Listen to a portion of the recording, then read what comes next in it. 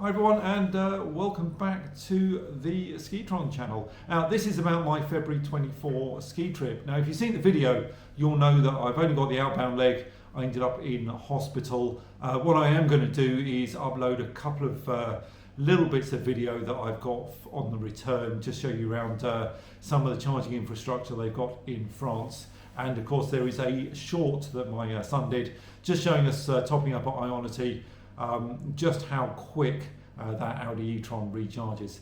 Don't worry about the fact that it's not efficient or it hasn't got great range. It is a phenomenal car, and when you've got a lot of miles to cover and you're in a rush, you know, it is fantastic in that you can pull in, plug in, charge rapidly up to 80%, get back on the road and keep moving. It's a superb car, and you know, as a load lugger, as a family wagon, and you know, you can blast across France on the motorway network at high speed in absolute comfort. I mean, the thing is a phenomenal car. But let's just talk about costs of going to the Alps. Now, in France, you've got tolls, and you've got, of course, your recharging cost. What I will say is petrol and diesel in France is not significantly different to the pricing of petrol and diesel in the UK, but their electricity costs are lower. You go to GridServe, you go to InstaVolt, go to Rapid Charger in the UK, chances are you're going to end up paying something like 79 pence per kilowatt hour. You stop over in France, you go to Total Energies or Ionity, it's going to be 59 euro cents, so more like 50p. You go to Fresh Mile, it's 41 euro cents. You pull into Lidl and use one of their chargers, and you're going to be paying even less than that. So, you know, recharging in France is significantly cheaper than recharging in England. I knew I would be using Ionity about 3 times in each direction, so I subscribed to Ionity Passport for a month. That only cost $5.50 for the 1 month subscription. Cancelled it the day after I subscribed, and then you've got your 30 days notice to use it in. So that was a really good option for me. That brought my charging cost down with Ionity, and the rest of the time I used Octopus Electroverse. That's a really good thing. What you find in France, if you're using destination chargers, you're slow charging in a car park or something, sometimes there's a little door covering the socket and you need to tap a card to open that door up. So Octopus Electroverse gives you a contactless card for opening up chargers, and you can charge to your account with the card. You don't even need to use the app, but the app is brilliant. It does help you find your chargers. So strongly recommend it. And if you don't have one, there is a link down in the video description, and you're going to get £5 charging credit if you sign up through me with my referral link. Finally, I would recommend to everyone that they have a look at what their manufacturer offers in terms of charging cards. The My Audi one used to be really good. It's now quite expensive, but you only had to sign up for a month, not a year. But their pricing in France is appalling. It is above 59 euro cents in most places. So there is absolutely no point in using the My Audi charging account if you go into France. It's powered by Ellie, so anything in the VW Porsche group, do check your pricing.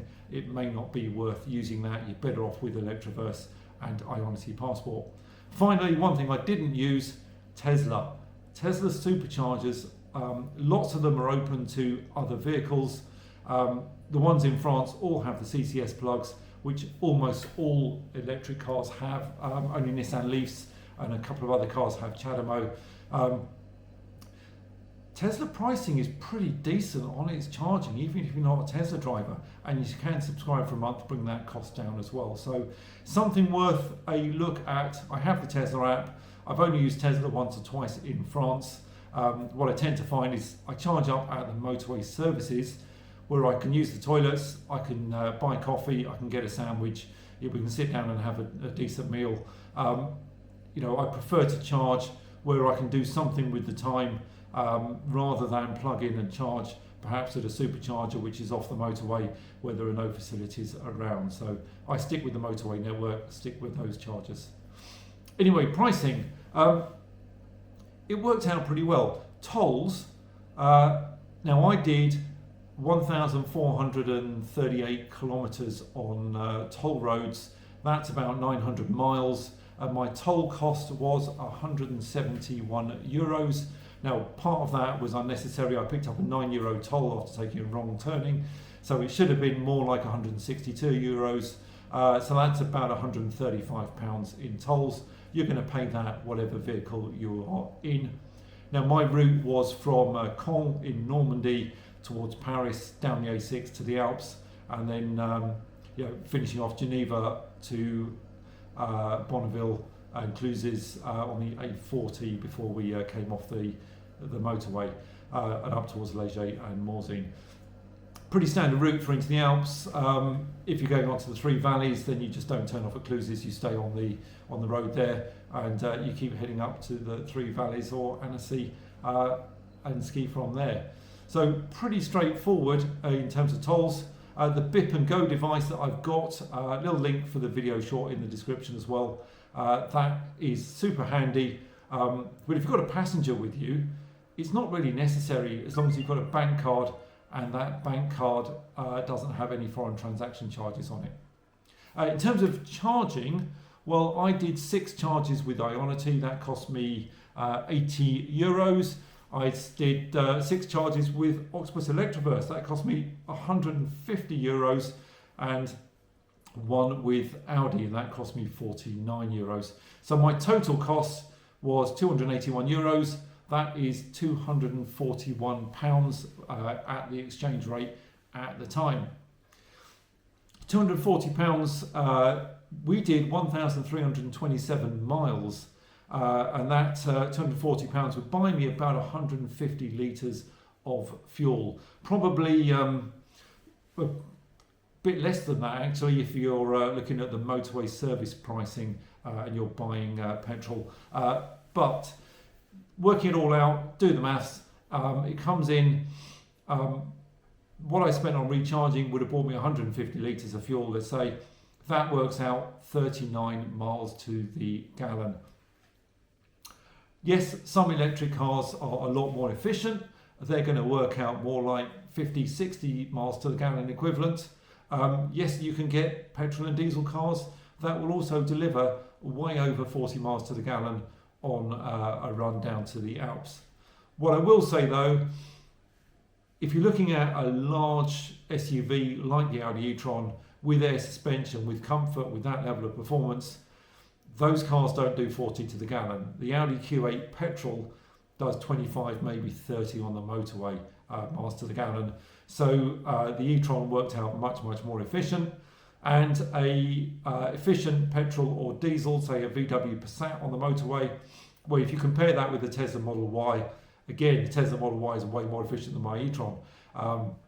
So again, a fair comparison. I think this electric car in France is going to work out cheaper than using a petrol or diesel on the same journey. Now in the UK, as I've mentioned, recharging costs a lot more on the public chargers, but most of the time I charge at home. I only use public chargers every couple of months. My recharging at home with Octopus Intelligent Go, which is my super cheap overnight tariff, it costs me £6 to recharge the Audi. That's good for 160, 180 miles because I don't do a full recharge every time. That's kind of super cheap, less than the price of a gallon of petrol. Petrol's £6.50 a gallon at kind of 160 a litre. So for less than the price of a gallon, I can do 160, 180 miles.